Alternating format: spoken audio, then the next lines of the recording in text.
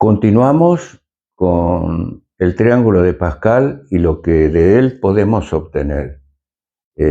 Ahora vamos a ver el triángulo de Sierpinski, los números de Mersenne y los números binarios, que van a trabajar en nuestras dimensiones fractales y van a ser muy útiles para lo que vamos a ver a continuación, ¿no? En realidad el triángulo de Sierpinski está formado en el triángulo de Pascal rodeando los números pares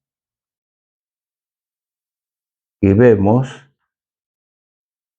que se forma un fractal que ya era conocido hace mucho tiempo, y Sierpinski no solamente hizo esto, sino también hizo lo que se llama la alfombra de Sierpinski, que la vamos a ver, que fue muy utilizada precisamente para hacer los chips en cuanto a comunicación, los celulares, todas esas cosas.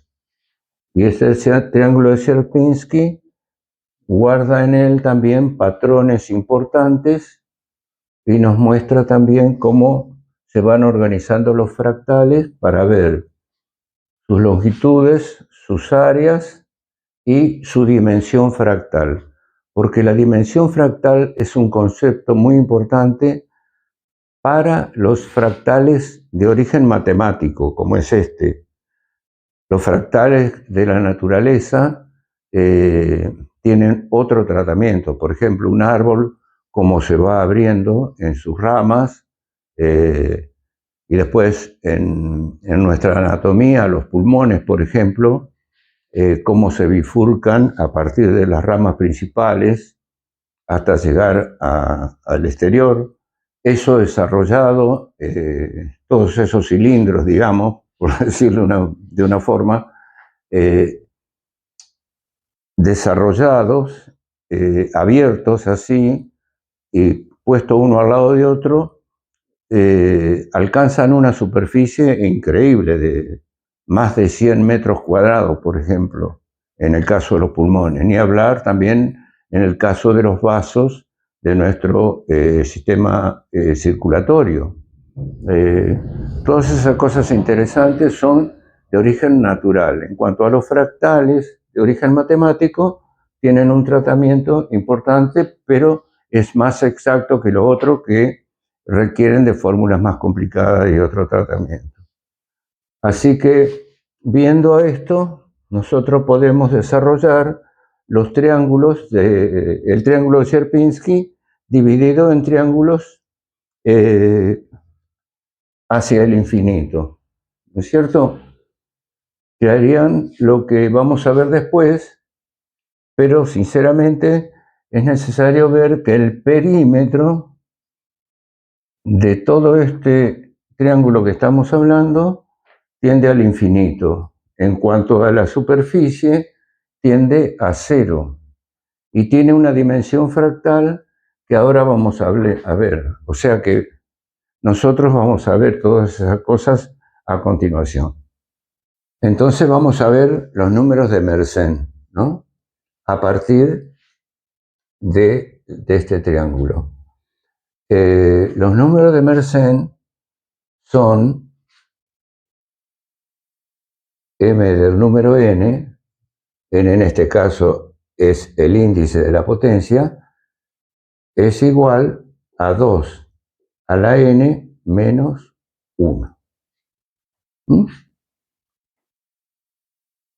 En este caso, por ejemplo, acá sería 2, el Mersenne 3, correspondiente al número 3, 2 al cubo, que es 8, menos 1, 7, y así sucesivamente.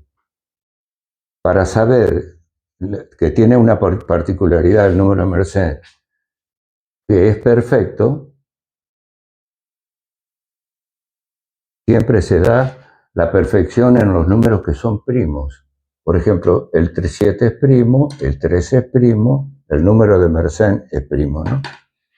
El 15 no es primo porque es divisible por 1, 3 y 5, o sea, por más de 2 divisores. Entonces, cuando nosotros tenemos un número primo de Mersenne, como es el caso del 6, que sería 2 al cubo, 2 al cuadrado, perdón, menos 1, ¿no? Es 3. Si yo pongo la fórmula esta, 2 a la n menos 1, y veo que este número es un primo de Mersenne, lo multiplico por 2 a la n menos 1, y de acuerdo a esta multiplicación veo si es un número perfecto. ¿Número perfecto por qué? Porque en el caso del 6, por ejemplo, yo lo puedo dividir, aparte de por sí mismo, por 1, por 2 y por 3. Entonces, si yo sumo 1 más 2 más 3, 6. Está bien. Tengo otro número perfecto que es el Mersenne 3, o sea, el M3. El M3 sería 2 a la 3 menos 1, esto es 7, multiplicado por 2 a la 3 menos 1 elevado a la 3 menos 1 a la 2, 2 a la 2 menos 1, que es 4. 4 por 7 es 28. Y si analizo como analicé para el 6, el 28, tengo que es divisible por 1, por 2, por 7, por 14 y por 4.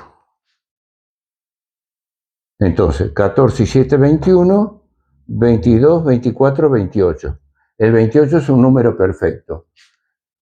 Si hago esto que hice acá y me da más del número este, superan los divisores al número de Mersenne, es un número sobreabundante. Y si no, sería que está en falta, digamos, deficiente o como queramos llamarle. Estos números de Mersenne son muy importantes y los vamos a tener en cuenta.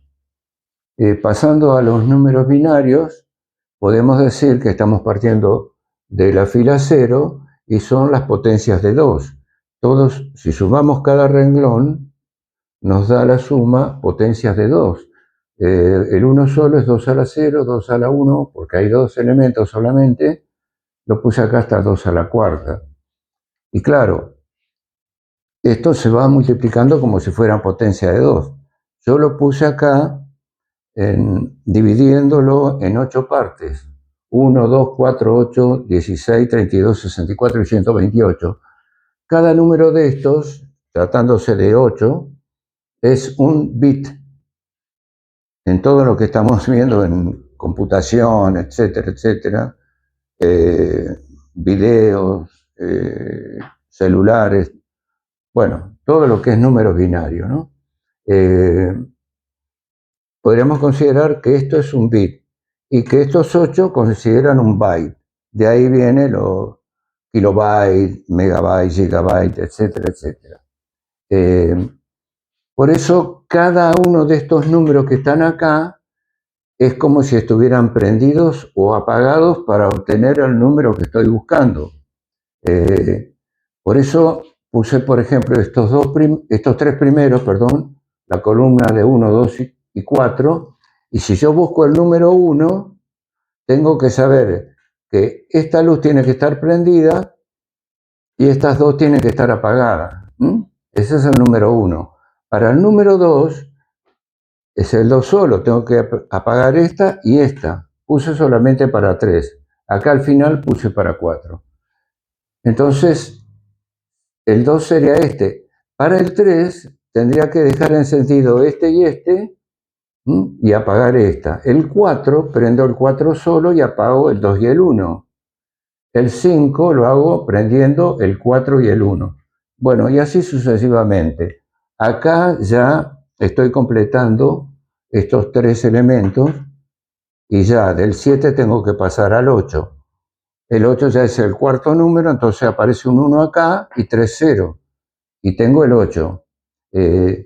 Estos números son importantes y ha dado origen a todo lo que últimamente se avanzó en este sector, porque este es el idioma con que hablan todos los elementos que estamos usando hoy, pero también tiene una relación que si nosotros la tenemos en cuenta,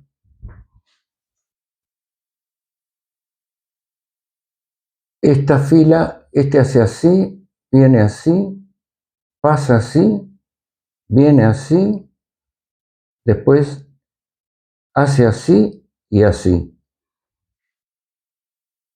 Esto es un patrón fractal. Lo voy a sacar acá.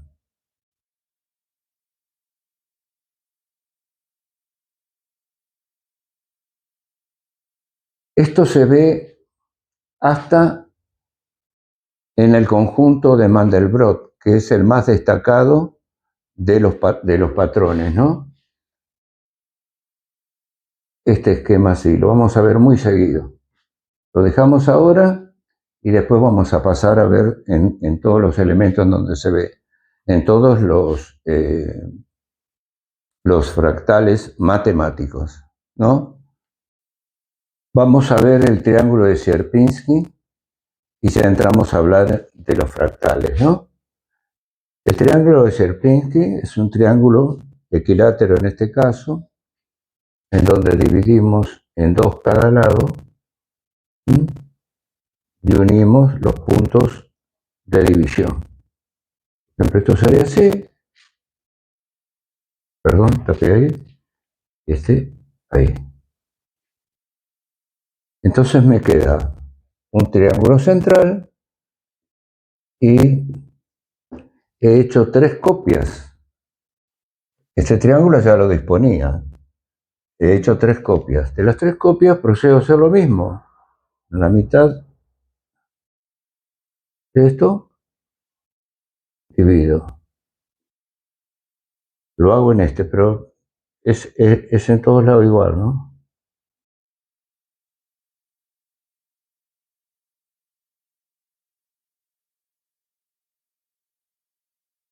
Me quedó este y 3 copias. Insisto en la palabra copias. Y siempre dividiendo en 2 el factor, digamos, de disminución sería. Esto sería la mitad de este lado. Y la cantidad de copias es 3. Ahora vamos a ver por qué insisto en esto, ¿no? Así sucesivamente, de tal manera que esto, pensemos hasta el infinito, y esto mucho más reducido, voy a hacer solamente el de acá arriba, que sería así, así y así. O sea, esto vendría acá, acá y acá también, en todo esto, ¿no? Tengo uno central y estos 3 son las copias que aparecieron. Si observamos, así como dijimos hoy, con los números binarios, nosotros tendríamos acá esto, esto, esto, esto, esto y esto. Si yo lo sacara aparte, sería un patrón fractal. Es importante esto, importantísimo, ¿no? Si yo le pusiera letras a esto, sería A, B, esta sería C, perdón, A, B, A, C, porque es más grande que todas. A esta altura sería B, a esta altura sería A, y a esta altura sería C. A, B, A, C, A, B, A. Abacaba. Este es el patrón fractal que estamos usando para todos los fractales que estamos contando en cuanto a que sean matemáticos, ¿no? O sea, que tengan una dimensión definida. El más importante de todos los fractales, que fue lanzado por una persona que falleció en el 2010 y lo hizo en los 80 trabajando para IBM, fue Benoit Mandelbrot, un polaco nacionalizado francés y americano trabajando para IBM, lanzó su famoso conjunto de Mandelbrot, que hoy es tomado por todos. Sin embargo, este patrón de conducta, digamos, de los fractales, hasta aparece en el fractal de Mandelbrot. Y no es otra cosa esto de los fractales que hacer un zoom en una parte, separarla, volver a hacer un zoom en esa parte, separarla, otro zoom, separarlo, infinitamente, y siempre se sigue recuperando esta figura, o la figura que sea del fractal que estemos considerando. Hoy hablábamos de los pulmones, por ejemplo. Los pulmones tienen 8 etapas de bifurcación, 8 etapas. Y sin embargo se permiten tener tanta superficie como lo comentamos anteriormente. Bueno, este es el fractal de Sierpinski. Sierpinski también se animó a hacer, bueno, hizo 3 fractales importantes. Uno que sirvió para potenciar todas las antenas y que hoy se usa, lo hizo a partir de un cuadrado. A ver si lo puedo sacar acá. ¿No? Eso se llamó la alfombra de Sierpinski. Así, así, así y así. Les dejo esto. Y después en cada uno de los cuadrados restantes hizo así, así, así, así, etcétera. Y se fue achicando así, ¿no? Todo esto, pensemos que esto se repite acá, acá, acá y acá, acá, 8 veces. Y después en cada uno de estos cuadrados volver a hacer lo mismo, ¿no es cierto? Este proceso se llama iteración, o sea, se vuelve a hacer el mismo proceso y se sigue avanzando indefinidamente. Y precisamente esto de hacerle zoom en cada parte y volver a recuperar la misma imagen es lo que le da la principal característica, digamos, de los fractales. Uno sería la dimensión, pero otro, y muy importante, sería la autosimilitud. Así que tendríamos que hablar de los fractales naturales, los fractales matemáticos. Todo esto en el campo de la física, tanto la física común como la cuántica, etcétera, etcétera, ¿no? Y hoy ya se habla también que el universo es un fractal, porque fractal viene de fracturar, caos, digamos. Y ese nombre se lo puso precisamente Mandelbrot en los 80 del siglo pasado, precisamente de un diccionario en latín que encontró en la habitación de estudio de su hijo. Pero todas estas cosas tienen un orden, tienen autosimilitud y haciéndole zoom, como decíamos, se van amplificando. En fin. Bueno, esta era la alfombra de Sierpinski usada en los chips en la parte de telefonía. Después tenemos que ver la parte de antenas, por ejemplo, que para eso tendríamos que usar el conjunto de Cantor. Se ha demostrado que se obtiene mucha más eficiencia y captación a las antenas fracturando, o sea, dividiendo de esta forma. Cantor tomó una parte así, la dividió en 3 partes, cada una de ellas la volvió a dividir en 3 partes, lo voy a hacer acá solamente, después esta la dividió en 3 partes, perdón.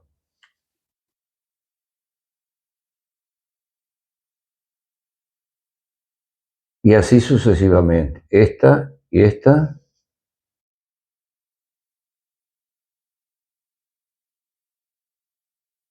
la fue dividiendo. Esto también tiene dimensión, tiene autosimilitud, es un fractal de Cantor. Tenemos muchos fractales así matemáticos para estudiar.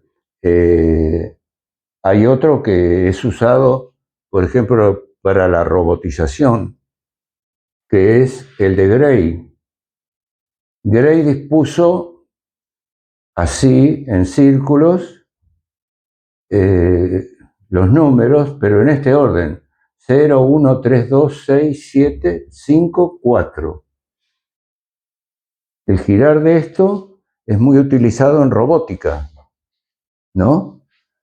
Y fijémonos, yo le puse acá los valores de cada tramo, digamos, de círculo, sector. 1, el exterior; 2, el del medio; 4, el interior. Entonces el 0 está vacío acá. El 1 es solamente el de afuera. El 3 sería el 2 más el 1. El 2 está acá, etc. Entonces, cuando yo pongo, por ejemplo, acá los números 1, 2, 3, 4, 5, 6, 7, le podría poner 0 acá, y los recorro, veo que del 0 va al 1, pero del 1 al 3. O sea, 0 al 1, de acá viene al 3, ahí. Después, del 3 pasa al 2. Es así, ¿no? Ahí. Y del 2 pasa al 6. Del 6 al 7, al 5 y al 4, ¿no? Del 7 al 5 y al 4. Esto también va a ser abacaba. Esta sería la C. Entonces, de la misma manera que se obtenía hoy ese patrón que era común a todos los modelos matemáticos que estábamos usando para los fractales. Porque esto también, si lo vemos en letras, sería una A primero, ¿no? Un 1, le pongo. Después pongo una B, perdón. El paso siguiente pongo otra A y la B en el medio, ABA. ¿Ah? O sea que acá ya tendría 3. Después vendría la C, que uniría este repetido acá al costado, ABA. ¿Cuántas tengo? 7. Acá. Hasta acá, 7 letras. Si pongo abacaba de este lado, tendría que usar otra letra para unir estas dos. Y así se va ampliando infinitamente, como decimos siempre, ¿no? Y acá tengo 15. Este 1, 3, 7 y 15 no es nada más que los números de Mersenne, la sucesión de números de Mersenne. Importante este tema.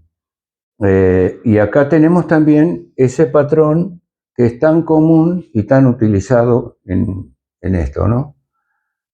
También tendríamos que ver, ya que estamos, qué pasa con el triángulo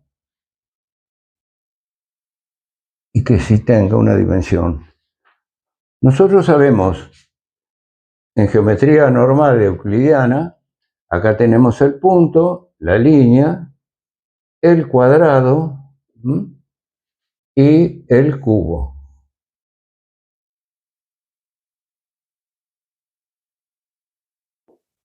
Y el cubo. Esto es 0 dimensión, 1 dimensión, 2 dimensiones, 3 dimensiones.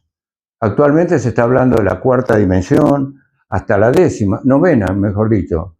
el más osado, digamos, de los científicos, ya está hablando que existe una novena dimensión. Si nosotros vemos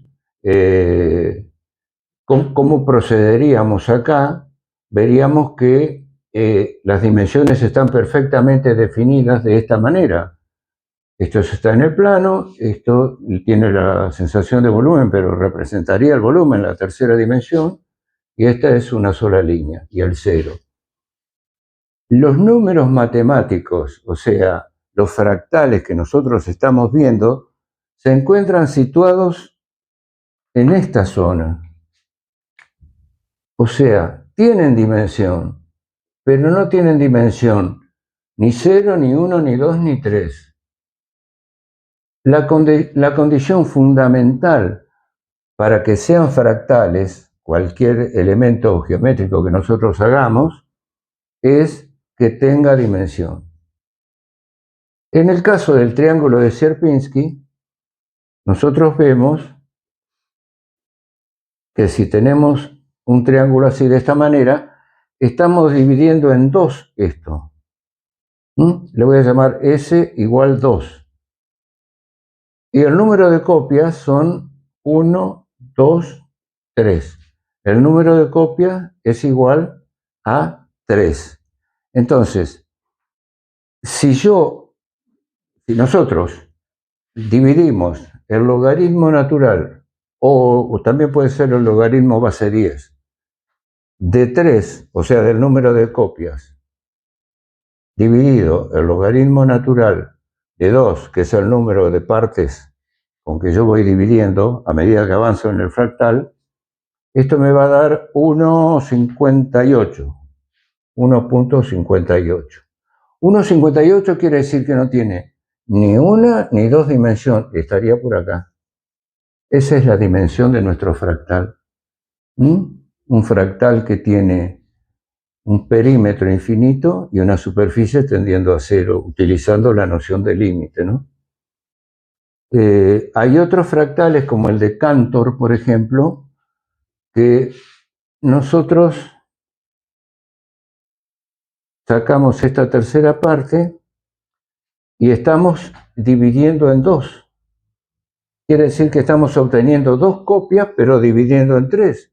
Entonces sería la dimensión para el fractal, que es el conjunto de Cantor, sería el logaritmo natural de 2 dividido el logaritmo natural de 3, que me da 0,63. 0,63.